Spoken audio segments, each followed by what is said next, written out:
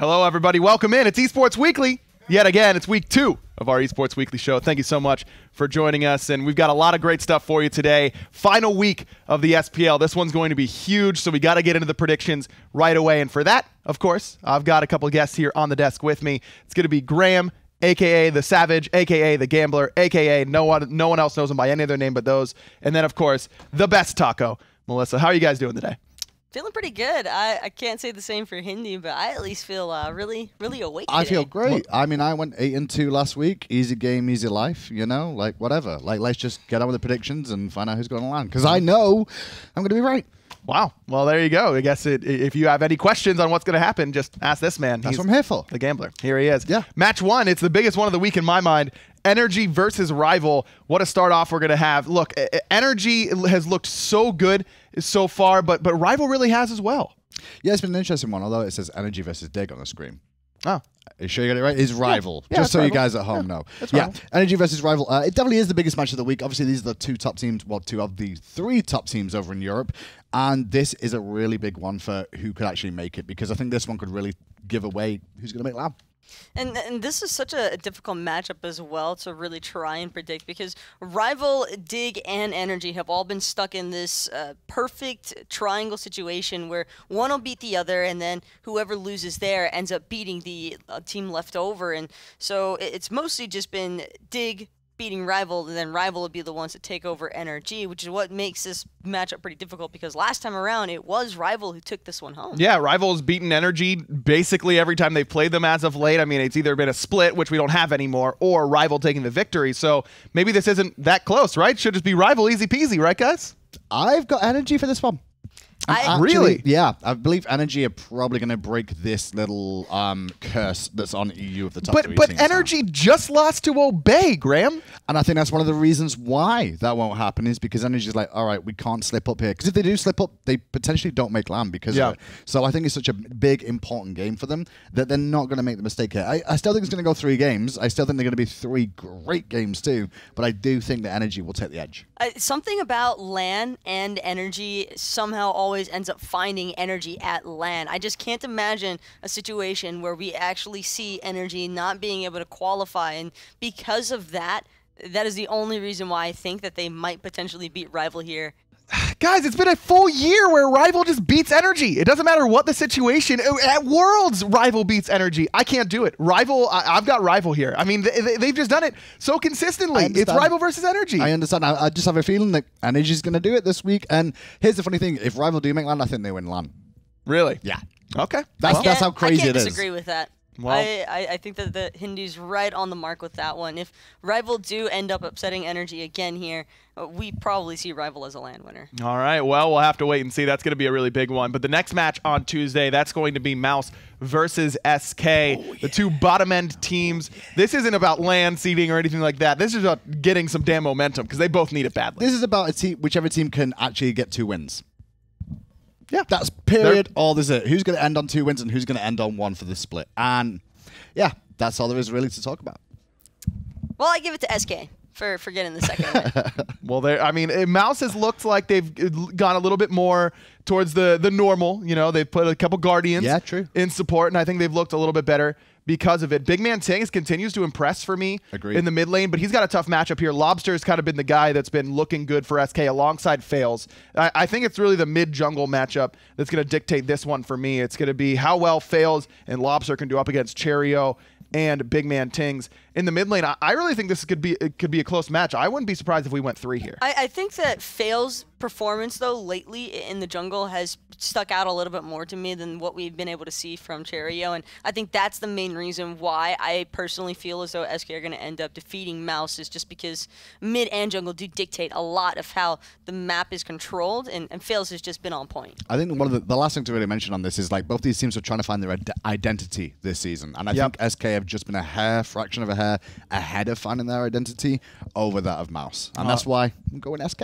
I've got SK as well. I think it's going to be a fun match to watch, despite being the 2 bottom-end teams in the European SPL. It'll at least, I think we'll get a close one this time, which can't always say for Mouse and SK. So we've got SK across the board. Then we'll move on to North America on Wednesday. That'll be E United versus Luminosity, and E United's in serious danger of missing LAN here, guys. They need to go 2-0 this week if they have any hope. Plus, they need Trifecta to not find wins either. So E United cannot afford to drop this against Luminosity. No, they can't. These two games are very important for them because they have to rely on like Trifecta not doing so well.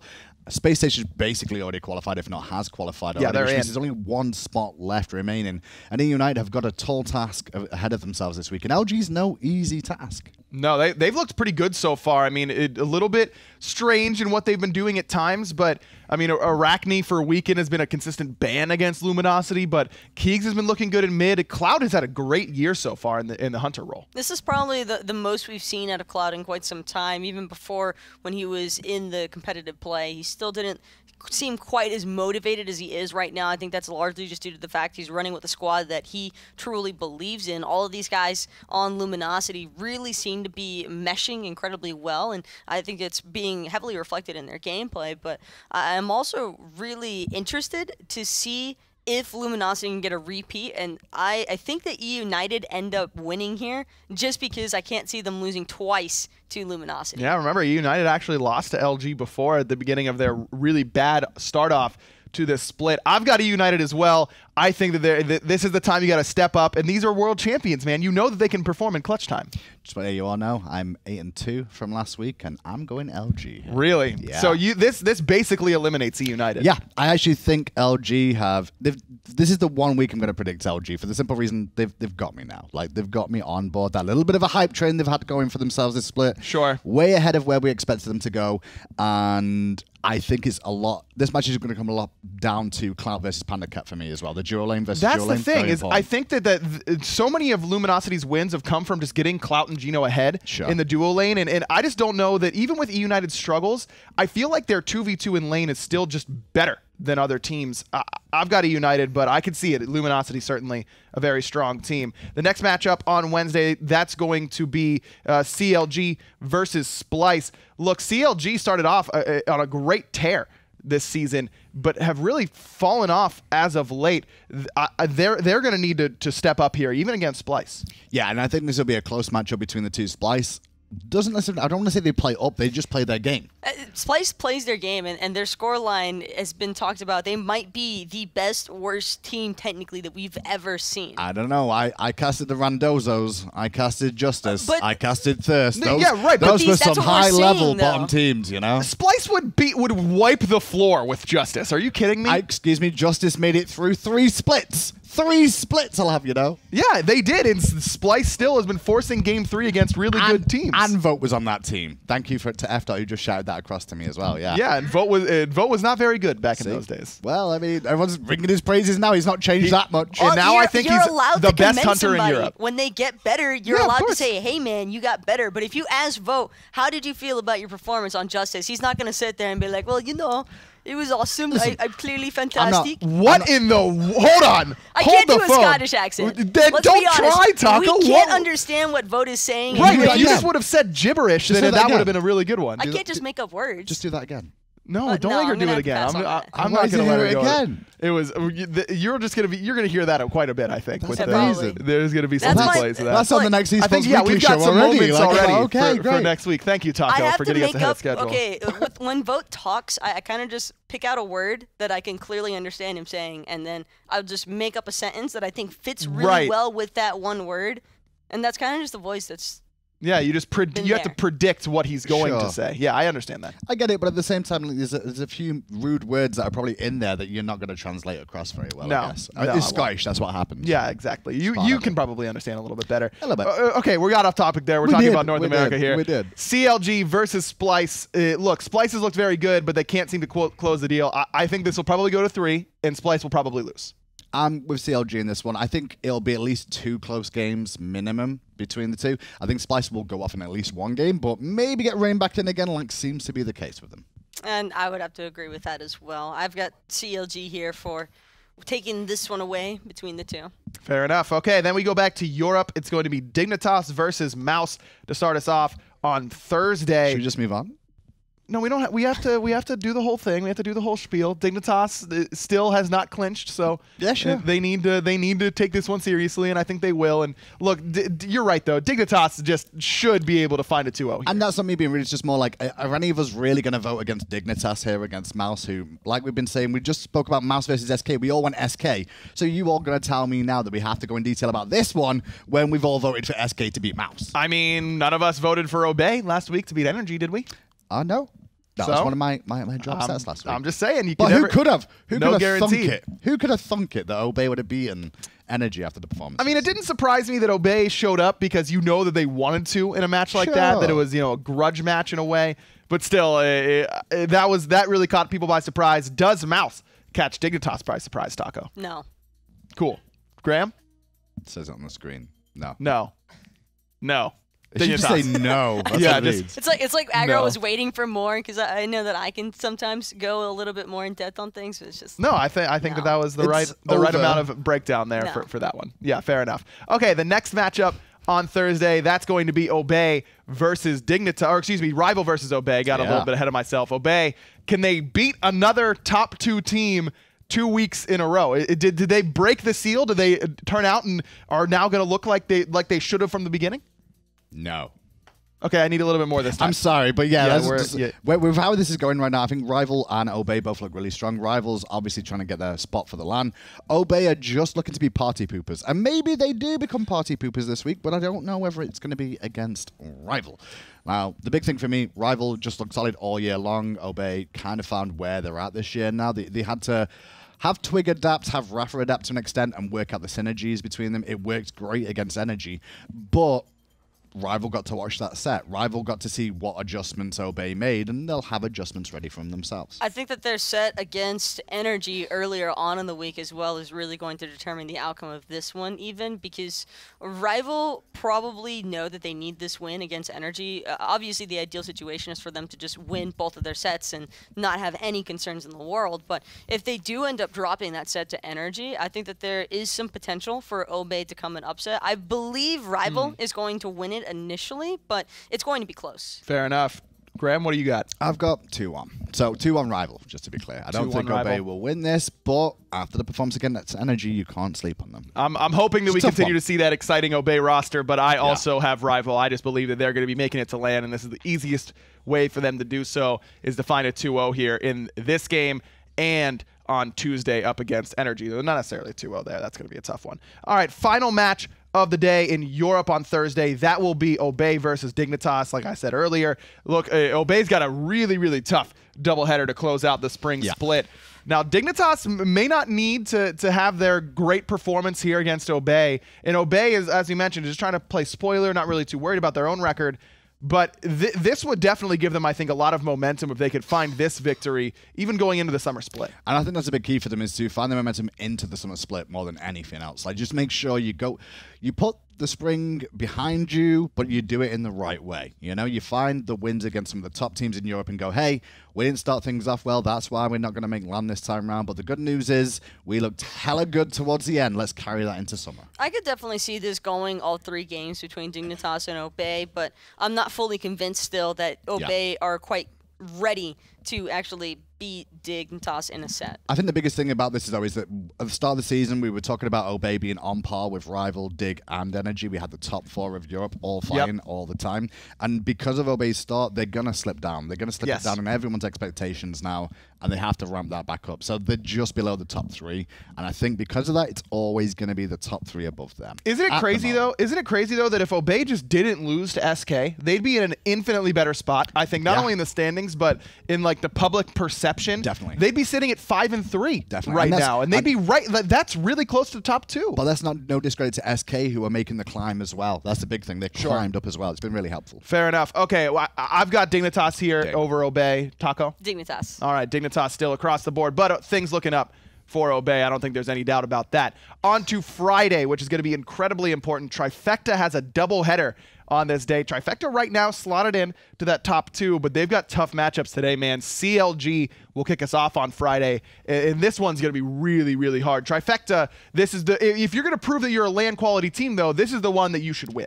And with how my predictions went through as well, like if we've got CLG winning earlier on in the week, which I do, then that means that whoever wins this would technically come to land with how my picks and my actual predictions go through. So this is a very, very important one. And if Trifecta is going to come out on top, then Scary is, you got to look at him, man. He's looked so good so far this year, Taco. Scary has by far been one of the standout players of this Trifecta roster. I mean, earlier on, before Trifecta really started bringing it together, I think that Scary D was the only reason why they were able to find set victory wins. He kept them alive in so many different games, just carrying, hard carrying even, on those Kakolin picks. And it's incredible the kind of impact he's been able to have from the solo lane in a meta that's been mostly decided by the mid and jungle factors. So if Scary D can continue the performances that we've been seeing from him all Season 5 split, I think that's the primary reason why Trifecta are going to have the slight edge over CLG. Yeah, Trifecta's look very good. Scary D has been a big part of that. But CLG, don't forget, they started off the first half nearly undefeated. That's right. This is a really, really tough team in their own right, and I don't think they're out of land contention either if they could find a couple victories here. Who do you think ends up taking this one, Greg? I've got Trifecta 2-1 in this one. I think it's going to be a very close encounter between the two. I just think Trifecta is going to edge them out. They've had a better end towards their season, I feel. Yeah, they've been hot. CLG started hot and then cooled, whereas it's the other way around for Trifecta. Taco? And I also think that Trifecta, when it comes to the drafting, I tend to favor their drafts a little bit more. CLG often goes for those like high execution kind of compositions, and if it doesn't pan out, well, we all saw what happened last time. Yeah, it's true. I've got CLG. I think that this team has kind of flown under the radar a little bit as of late. As you mentioned, Hindu, they got off to such a great start, cooled down a little bit. You're right. I think they might be able to turn it up here against Trifecta. This is going to be a great match to watch. I can't wait for that one. Next one is E United versus Space Station. These teams that you would expect to be 1 and 2 probably coming in, but now E United fighting for their land lives up against Space Station, and that's going to be a really, really tough matchup for them to do so. I don't think it's going to happen either. I think E United's still off the pace more so than what Baskin is. And yeah, I just said Baskin because that's all that matters. Yeah, Baskin. It does feel like Baskin is just dominating right now. Baskin's just become the name to talk about all the time when it comes to Space Station game. And no discredit to the rest of the team, just like he is having such a monumental impact this split that he's just overshadowing everyone on the rest of the team. And that's kind of crazy to think about because we're looking towards Baskin as like a lot of this star power. Yeah. And yet every single one of the members of Space Station, maybe outside of Aquarius, just because he's still a little bit newer to the competitive scene in comparison to the others, it's just crazy though, because you always want to think Baskin whenever you think Space Station, and Barracuda and Sir Jeff aren't the first people that come to your mind whenever you think about this team. As incredible as they all are. And Aquarius carried a game last week too for Space Station, even when Baskin was faltering a little bit towards the beginning of the early game. E United need to win this game if they're going to go to LAN. I don't know if anyone else is going to be on board. I still believe in the world champs. I've got E United winning it. Nope. Taco? I think that we're not going to see E United at LAN. Wow, the defending world champs potentially missing. That is huge, by the way. Spring LAN. That is massive. Massive. I mean, now Energy almost did it last year. They technically missed and then made it through the gauntlet LAN. Sure, so exactly. It's happened before, but not the first split though. I feel like E United has been playing better as of late. They're set against Trifecta, though. They did not look good, so it certainly gave me some pause when it came to this matchup. All right, final matchup of the week. It's a big one. It's Trifecta versus Space Station. Your top two right now in North America. Trifecta really just, if they can win this or their earlier set, they're clean. They're in. This one, for me, is a precursor to the LAN. Like, we're actually going to see this at LAN, I believe, more than anything else. Trifecta versus Space Station. I think these are the two North American teams coming. This game won't mean anything to either of these teams because they would have already qualified. Yes. That's how I'm looking at this from my point of view. But it's a really good taste of what we get to see at LAN between two of the best North American teams. I think that Trifecta versus Space Station right now is probably going to be more in favor of Space Station, just because I think that their mid-jungle synergy is a little bit better than that of Trifecta. I'm mostly looking at the comparison between Baskin and Met Yankee, and when I just break down those two, at the end of the day, I would probably rather have Baskin as my mid laner, and I just think that that'll be the main reason why Space Station are able to topple Trifecta here. Way to go on a limb there, Taco, just saying that you'd rather have the best player in the world right now as your mid laner if you're Baskin or Met Yankee. All right, I think I've got Space Station here, but Trifecta is certainly not out of this one overall. No, they're not, but I do think it's going to be a 2-0 Space Station unless something unusual happens. I don't see Trifecta pulling anything crazy out here because the landing will be right around the corner if they have qualified already, and they may have to face off against Space Station anyway, so don't give your hand away of how to deal with this team. Basically, I'm pretty sure LAN's going to be focused Baskin. That's what I'm expecting more so as well, is that the Space Station get the victory here during the online portion, but LAN could be an entirely different story. I think that Trifecta is way more prone to turn up at a LAN event than what they would online. And Barracuda gets sick at LAN. Oh, that might help him, though. That might help him, though. You never know. He has great performances when he's sick usually. Let's take a look at the standings coming in to this week so you can see where everyone is sitting before the final week's games. But we can break down for you real quick who we each have going to LAN. I have Rival and Dignitas in Europe, and then Space Station and E United in North America. Hindu Man has Energy and Dignitas, and then Space Station and Trifecta. Taco also Energy, Dignitas, Space Station, Trifecta. So you two on the same plane. Last week it was you and I agreeing most of the time, Hindu, and this time it's you and Taco. It's just the way it is. Sometimes you're right. Sometimes you're right. I am always right. Always right, except for those 2 times that you weren't right last week. We'll have to see if your record improves or maybe even gets worse this time around. That does it for our SPL predictions. We're going to go into some great plays and maybe some not great plays in just a moment. But first, we got a whole reel full of bloopers for you. Easier this time, and Captain Twig says to Big Man Kings, "We'll see you later." There you go, Tully. Mid lane Phoenix to target for Obey Alliance. Mouse Sports on the back.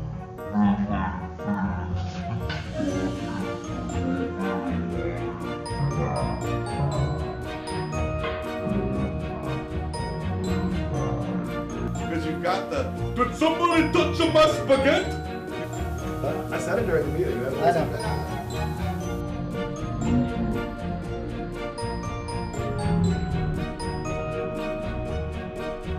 I've got nothing, Tully.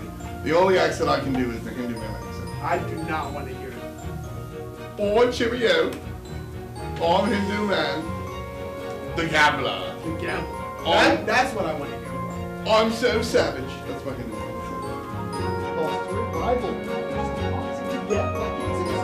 So hard whenever all 3 Phoenix are down. Fire making waves so tanky. Just a long way. That's all. Hey, what's good, SMITE fans? Welcome back. That was funny. I don't think I was in any of them, which is also extra funny because I don't want to be blooped. Is that a verb? Can I say that? Blooped? I don't know. It kind of sounds like a dirty verb. Anyway, I've got some dirty plays coming up for you. 3 top plays and some fails. They don't feature fails this time. I'm sorry, Danny. I'm going to call you Danny Phantom because you're not here. This time around, SK doesn't find a win. They don't, so they can't be on the top fails. But fantastic stuff coming out from our players nonetheless. A lot of mage rage going on. Mid lane, probably not the most important position. Foreshadowing. But certainly been very exciting. When you got players like Basket in the league, it's really hard not to pay attention to the mid lane. Obviously, Pretty Prime also a really big deal. And this is Prime on the rod. Check this one out. Just bang! Real simple. If you consider killing people through the wall and while you're crowd controlled simple, his 2 actually pops the monkey there while he's... So that's pretty clean there. Finishes up the part of the 3rd triple kill there. And then, of course, the team just does whatever else they want to do. That's me up there. Well, it's over here now.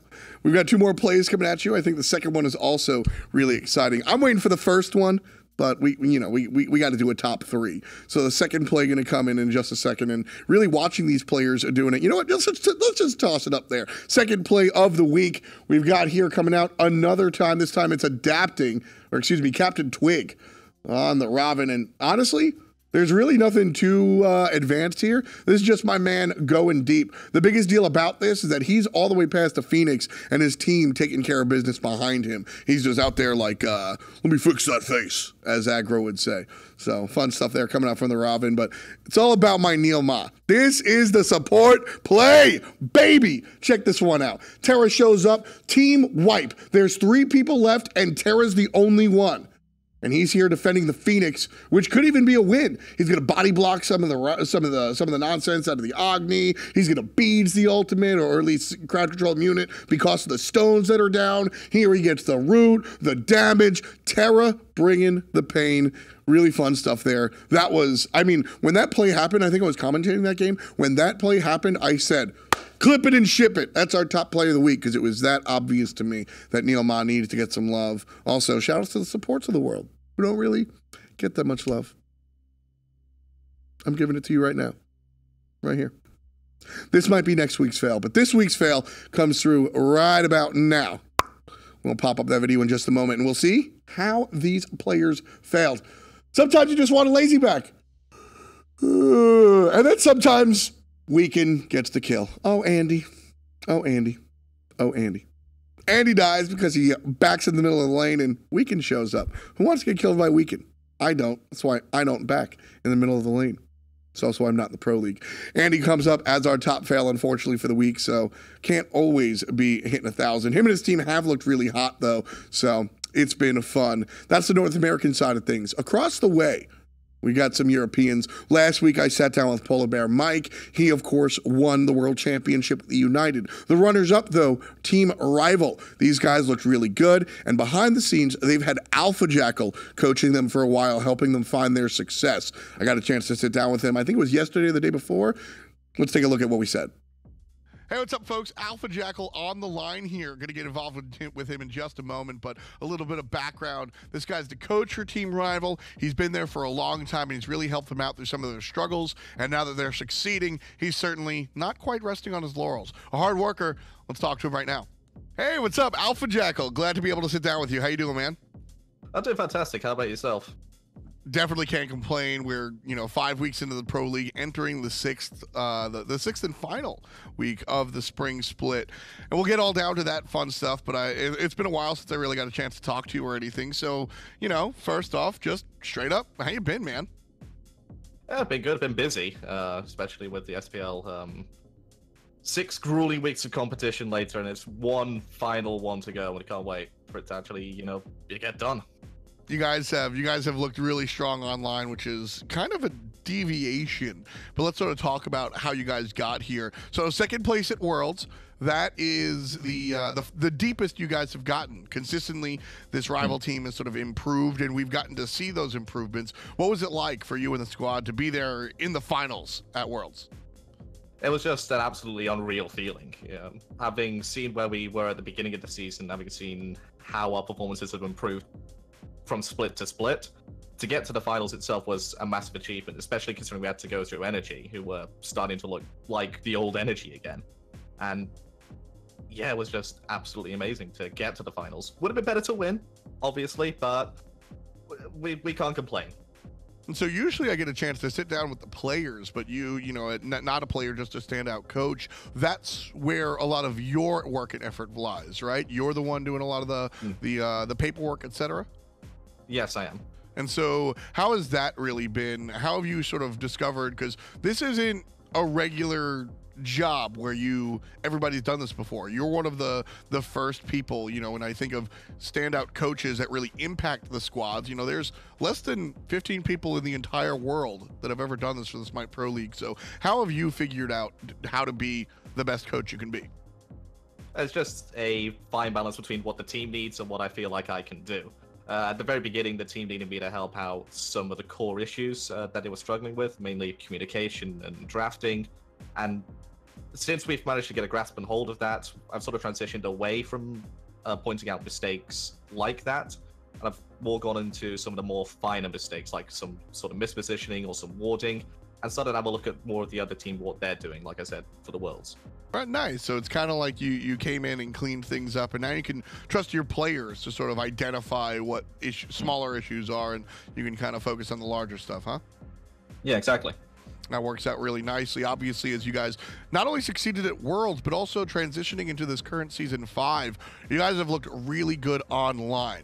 Now, I think there's 2 separate questions here. 1, how does the meta really affect your team? And 2, what have you done behind the scenes? So let's really approach the obvious one. Season 5, new map, new meta, new world. How did you guys approach this, all of these changes as we come into Season 5?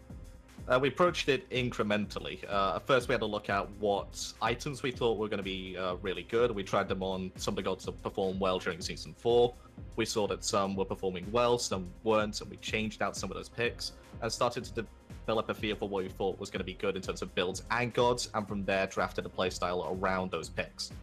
Absolutely looks like it's been working out, and then it's half and half, right? There's X's and O's, and then there's the part of the winning composition that's more team-based. So your team has historically struggled online and done very, very well at LAN, and you're sort of you busted in Season 5 and slapped all the doubters in the face. How have you transitioned here? Straight up, why are you guys better online than you used to be? I think it's just come down to different forms of preparation. Before, we just turn up on game day, go, hey, this is what we're going to be doing today, even though we haven't discussed it before, and just roll with it. Well, this time it's been more of a serious, throughout the week we're practicing what we're going to be bringing into the SPL. We're sort of revising and fine-tuning those compositions. And just before the game start, we have a meeting, and even after the final sets of scrims, the day before we play, we have a meeting just to go over again what we want, what we think they're going to play, and how we're going to be playing out those sets. And again, touching on Wolfie, interesting coaching position to be in. One of the more devastating moments for you guys in finals, and I'm sorry for bringing this up, was the missed Kraken for the confirmation on Fire Giant.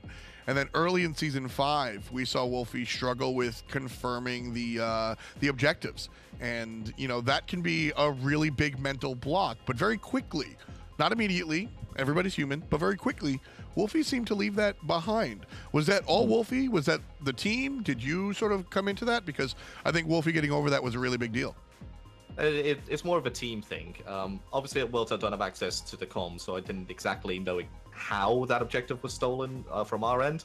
But when we went into that first game against Energy, where we did unfortunately do the same mistake again, I got a more clear picture of exactly what happened and why we lost that objective. And we sat down as a team afterwards, and Wolfie pretty much said, guys, I'm not feeling comfortable right now with objective secure, so let's take me off the Poseidon, let's put me on something else, something I can do damage with at a long distance, something like the Ra, something like the Doth. And we did just that. We played around his strength in terms of being a backline artillery mage, rather than that front line, I'm going to burst you in a 1v1 sort of mage style. Again, it's worked. I really like hearing sort of the behind the scenes of how you guys work through your issues, because very clear, I don't think there was a more clear example of a team having an issue, identifying it, and then getting over it. And I think that's sort of a microcosm of how Rival has succeeded. You guys have looked better every step of the way.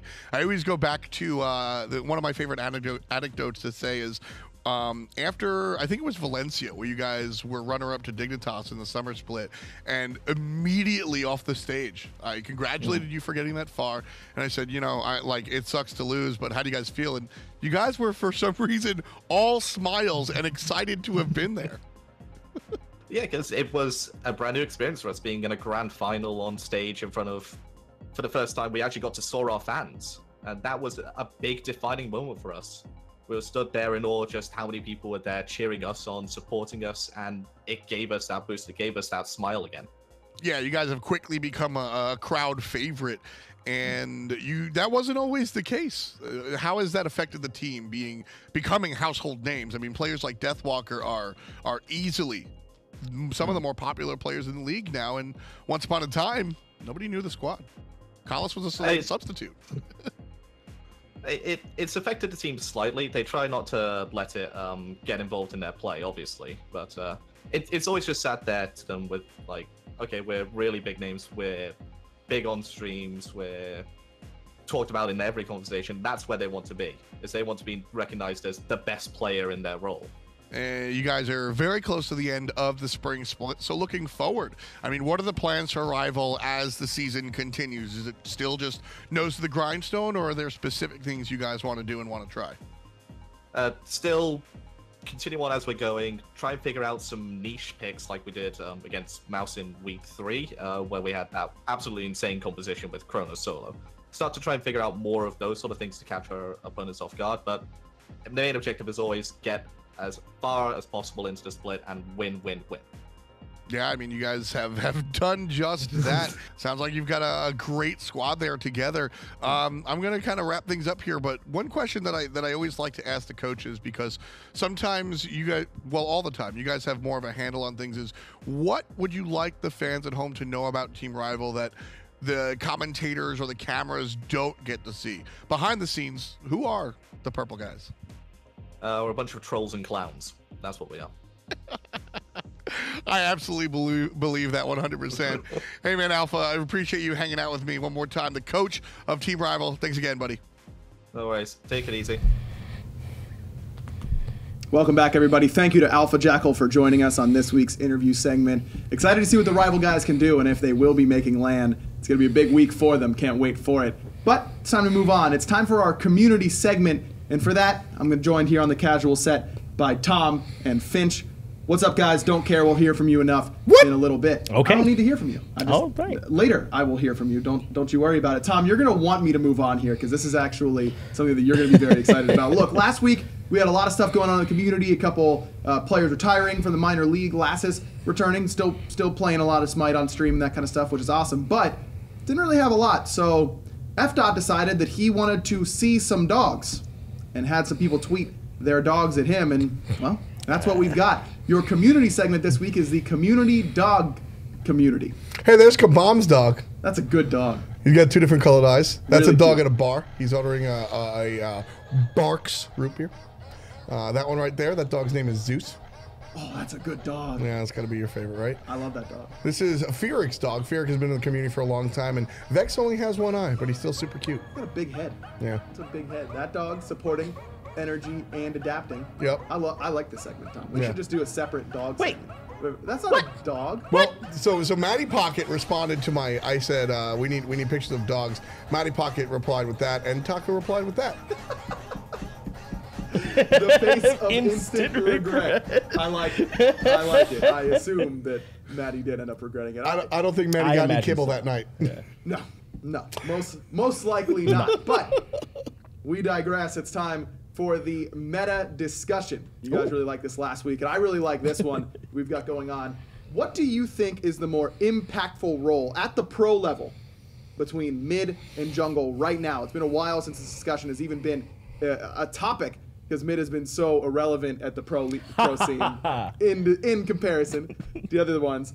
But guys, it feels like both these roles are just killing it right now. Tom, you're the defending champ, so we'll lead with you. Which do you think ends up being more impactful right now? Jungle, easy. A little bit of a contest, but not really. Okay, Finch? First, defending champ. It was a sham. Everyone saw. It happened live. It was a sham. Are you calling my judging a sham? I'm calling Pretty Hair coming onto the cast a sham, or to the, he doesn't the like broadcast. our team. But I take mid, and it's easy. Who's the best player in the world right now? For a while, I was gonna think maybe he was adapting. Then Baskin went off last week. It's clearly Baskin. And that's just because the mid lane right now is the strongest role. The itemization for mid laners are so strong. There's versatile. You don't necessarily have to play mages. It's just it's the role that has the most damage the soonest. It's the most impactful role. If it's the most damage the soonest, then wouldn't that be jungle? Junglers get Crusher right away. That's true. Mages take a little bit to ramp up. I'm going to give a point to Tom by you. But Tom didn't even say it. You don't get to give Tom a point. Make him say it. Would you like a negative Tom point? Say it. Would you like a negative point? Yeah, if it establishes rules on the show, I'll take the hit to establish rules on the show. Go ahead, negative point for Finch. Go ahead, Tom. We should work this like Thor because he gets stronger when other people are around, so it's a positive for me and a negative for him. I think that's how that should work. All right. P.S. Thor's a jungler. Jungler's on top right now. Like, yeah, you mentioned the 3-item suite, very good, and all that fun stuff. Listen, Baskin is making the mid lane look really fantastic. The jungle by itself without a star player is making it look fantastic. The jungler roves around the map like a free safety. It's his decision where to go to gank, and because of that, he dictates the game. The jungler in his hands is your solo laner falling behind, go and fix it. Is your hunter falling behind, go and fix it. If your middle laner tries to make the rotation, he's not going to be able to have the same impact as an assassin that's going to delete you before you can look at your relics. Point for Tom. It's true. Right now, junglers are strong. I'm not going to say they are not strong. They're just not as important right now as mages. Early on in the game, yes, that's junglers. But when we're talking about being around objectives, when we're talking about the team fight part of the game, that's all going to be those mid mages. They're the ones that can do damage to multiple members. How do you get to that team fight? Who is the one that sets up? So the jungler sets up. Dodgy pulls in with the powwow, and then you want the bang to come out. That's from Scylla. That's from whoever is in the mid lane to follow up with it. Without that, the junglers are not going to be able to get it all done. They need that mid laner to get it done. I completely disagree, especially when you think about how you talk about variety in the middle lane. Look at that, he's playing the hunter. You don't even have to play mids. You can play whatever you want. There's so much farm in mid. They're the ones that go to mid harpies. They come over to the red buff. Mid laners where you want to be. We've literally seen a Giannis jungle. You don't have to play traditional in the jungle either. So your entire how well did that go? So your entire how well did that go? It went fine. It went fine. It went Mouse Sports has won 1 set so far. And it was the set that they played the Giannis jungle. It was against SK, but you're right. It was the set that they played the Giannis jungle. All right, fair enough. Point for Tom. It was against I'm sorry, Finch. I messed up. I'm sorry. I messed you up.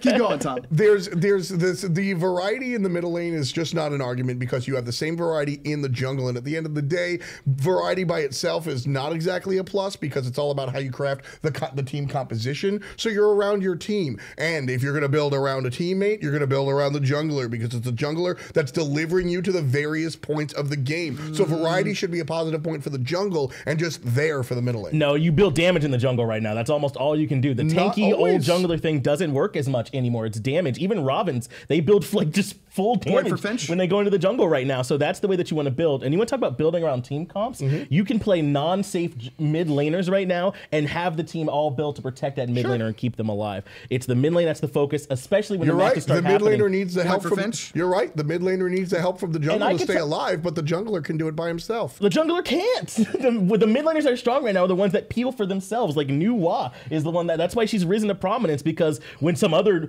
dumb jungler jumps in, they clay soldier in their face and drop the mist. You can't handle it. It's too much. I definitely disagree. Watching the junglers run around the map again, they set the pace of the game, which I think is the most important part. True. If you're going to pick the Thor, if you're going to pick the Ratatasker, you're playing you're playing super fast, and you're playing to win, and your team is going to build around that. If you're playing a Hunbats, you're going a little bit slower, and it's just a world that the junglers dictate the pace of the game. The entire game is driven by the jungler. Smite Pro League in Season 5 is a jungler-driven league. The middle lane is just there to provide some extra oomph, but the jungler is doing all the work. Okay, all right, hold on.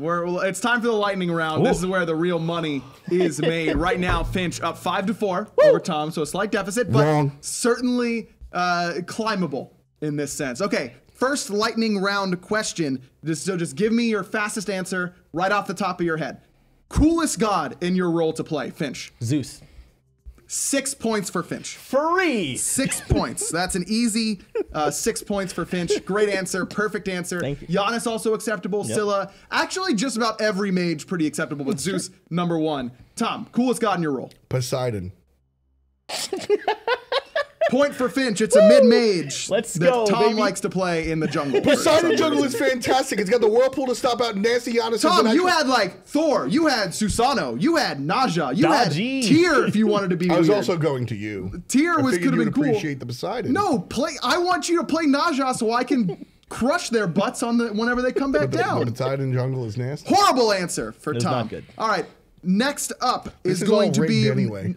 What? This is rigged anyway. Oh, now it's all of a sudden rigged. If anything, pretty hair ascending from the heavens. Okay, next lightning round question. Most overvalued god in your role. A god that gets picked too much that isn't that good in your role. Tom, you first. For me, I think it's... This is a lightning round, Tom. This is the slowest bolt of lightning I've ever seen in my life. I guess I gotta say, if I really think about it hard. Most overvalued god in your role. You gotta say Nuwa. Nuwa, probably. Yeah, Point for Finch. Nuwa is overvalued right now at the pro level. Why didn't you do one for your own role, Tom? Because most junglers fit into their role. I think when it comes down to mid-mages, most are overvalued. All right, fair enough. Oh, that's good. I think, yeah, that's good. Fair, I just said fair enough to move on because I didn't actually believe it. Last lightning round question for today. Who's the best player in your role right now? Easy. Baskin. Thank you. 3 points for Finch. Tom. Mine's a little bit tougher because jungle is a position that makes everybody lightning shine. Round, Tom. You're the one that when I say one word, you always give me 17 words up there. So I'm going to Tom is a lightning round. Tom, no, I'm the only one who actually listens when you say one word. Lightning round, please. Adapting.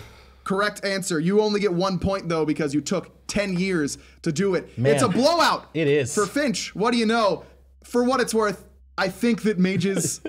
junglers are actually the more impactful role to pro level. They always clearly I win. Give me. No, you debated poorly. No, really 11 points. 11 points and I win. I refuse. Give me 16 points and I win. He wins. Easy, by the way. Will you calm it down, Tom? All right, take a breath. 11 points. That does it for your community and your meta discussion. I'm done with these. I'm done with these fools. I don't need them. I don't need them. Let's move on. We've got some moments from your console league. Look. This isn't going to be particularly flattering. I've been there. I understand. Smite is harder on console than on PC. It's an undebatable fact. But we had some fails that we had to show you guys for this week. but it's going to be fun. I win.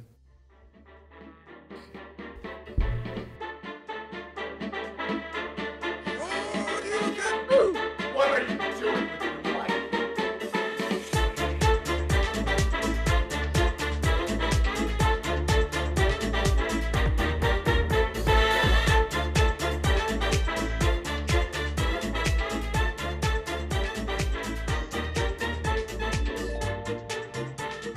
Mission failed. We'll get them next time.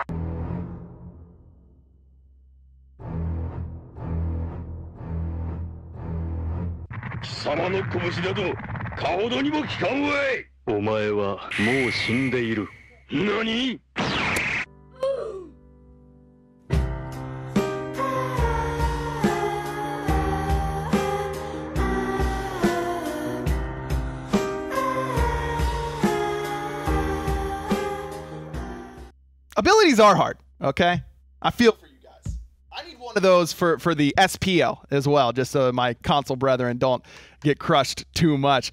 All right, guys, thanks for watching Esports Weekly, but don't go yet. We've still got some more to recap here. We're going to start off with the minor league. Let's start off in NA, because we just saw them yesterday, and man, can I just say how good Anxiety Onset looked? They still continue to look like the best minor league team regardless of region. Paul, we highlighted him last week. This dude is an absolute monster.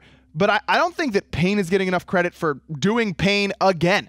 This dude just comes in, picks up whoever he feels like. He just closes his eyes, picks out a couple players with a dartboard, and then makes them into a top-tier team. And he's done it again. You got to give a lot of credit to him, but the rest of Anxiety Onset as well. Paul and Payne getting a lot of the highlights, but Mollusk has really stepped up his game in the jungle. Mando Warriors looked good in the solo lane. Half Ghost has looked solid in ADC as well. This is a really good team, and I'm excited to see what they can do on LAN, and they'll be there because they are undefeated still so far. Now on the European side of things, Insignum looks like the top team right now, but remember, Burrito actually took it to them, and that's their only set loss so far. Can Insignum continue to grow? That's my question there. Lasbra has looked phenomenal so far. In fact, he's kind of our man to watch this week in the minor league. Lasbra's looked so good, but Burrito still was able to give them trouble earlier on in the year. Can Burrito even secure their top 2 spot, though? I mean, the Poppies have looked great. That's who Insignum has to go up against this week. Since Mr. Nazer returned, it's been a really impressive showing for those dudes. Mogao as well had a great week this time around, playing his signature Odin. Surprise, surprise. Can't wait for him to pull out the Hades again once Hades gets buffed in the next patch. I'm excited to see what Burrito can do, but everyone just trying to play catch-up right now to Insignum because of Lasbra. He's been the dude. What a week that he had. He was playing Cirquet, and he was just dominating everyone. Also had a dodgy game. What an impressive performance from this guy, and I'm excited to see it because he was kind of around the pro scene, was a Dignitas sub last year, came to LAN with these dudes, has been around the pro scene for a while, and then just got on the grind. Just started streaming, started playing all the time, and I'm excited to see that he's actually getting a lot of the recognition that I think he deserves. He's been great so far. Him and Death Panther have been the two for me that have really stood up, made Insignum stand apart from the rest of Europe so far. Half Devil as well. Excited to see that he's back and doing great things in that support role for the Insignum boys. Now over at console, we'll start off in Europe because Rival just continues to be the talking point. What is anyone going to do against this team? I mean, we're going to the final week. We're determining which teams are coming to LAN. Rival's in. Don't even worry about that. It's just who's going to join them at LAN. Will it be Daijobu? Will it be Danny Dorito? Does it matter? Rival's going to blow whoever they play in Europe out of the water. There's no doubt in my mind. It's just up to these European teams to kind of swallow their nerves and make it happen on LAN. Because I'll be honest with you guys, I'm not sure that anyone can do anything to Rival in their region right now. It's been all over the map for them, just consistently beating everyone else in the scene. And I think that we'll see more of that today. Again, today is the finals that are going to determine who's coming to LAN via that point structure. And over in North America, it's Elevate who's actually on top right now, but it's Astro Authority who's on the rise. Last week on this segment, I kind of called out AA, said I want to see some more from them. You know, this team has so much talent. Where are they? Well, they make a change. They bring in Inbound, and boy, did it make a difference. Now, they went up against some dudes who haven't been playing for a while. You know, Uzi, Chapo come back. They play in the SMITE console series. But Astral got off to a slower start, but then just started dominating. I think that Inbound is the perfect answer for what Astral was lacking. I was saying that I don't think that they had their leader, both in-game and out of game. They need their dude who's going to corral them and also bring the same amount of energy that someone like a Brochacho brought last year. Inbound, perfect pickup. Dude's a beast. Love the guy to death as a person. I think this is a great look for Astral Authority, and I think they've got a real chance to be the best console team right away with this pickup. They've already got the talent, man. They've got Wolves, Layers, Baronic. Like, they should have been a top-tier talent anyways. Took them a little bit of time. No disrespect to Matt Koiz, though. He is still an excellent player. I just don't think he really meshed with what the rest of Astral Authority wanted to do. And then for the global series, look, this is their final week there as well. Everyone is kind of playing for some bragging rights and some prize money because our determined teams coming to LAN, we already know those. That was from phase 1. And I'm excited to see what these global series teams can do at LAN, because we've seen them compete in their own regions, and it seems like in most regions there's that one top team. I'm thinking of, Black Dragons that are just dominating the rest of their region. But how are Black Dragons going to do when they go up against the rivals of the world, the Dignitases, the space stations? I'm excited, and I can't wait to see it happen. It's going to be coming soon. Remember, this is the last week of the spring split for SGS, Minor League, SCS, and SPL. So Smite Masters is coming at you sooner rather than later. That does it for Esports Weekly. Thank you so much for watching. Don't forget, after this is going to be the Smite console series. But before that, we're going to leave you, as we will every week, with your Tollyism of the week.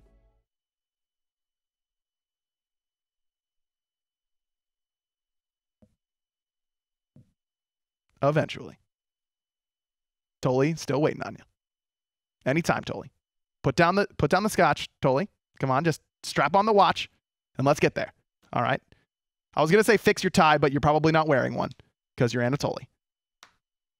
You got all ready for this? Anything? Tolly? Hello? Anatoly? Ah, okay. Tollyism. I missed you guys.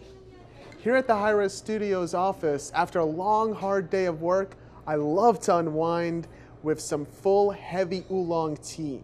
I got to make sure that I boil and infuse the leaves just right, or else the aroma and the fragrance won't hit my nostrils correctly. It's got to be 203 degrees Fahrenheit here. Otherwise, the tippy, golden, flowery, orange, golden pico won't taste as good as it normally does. That's how I relax here at Hi-Res Studios. I hope you're going to relax here with your moment with Tolly. All right, Tolly, I got to know. It's been eating me up inside. What is the difference between waffling and pancaking? So when you waffle a little too hard, you're like bouncing around so much that you eventually just turn into a pancake. But because the enemy team doesn't like pancakes, they're going to crush you, and they're going to really enjoy their French toast instead. Wait, where did the French toast come from?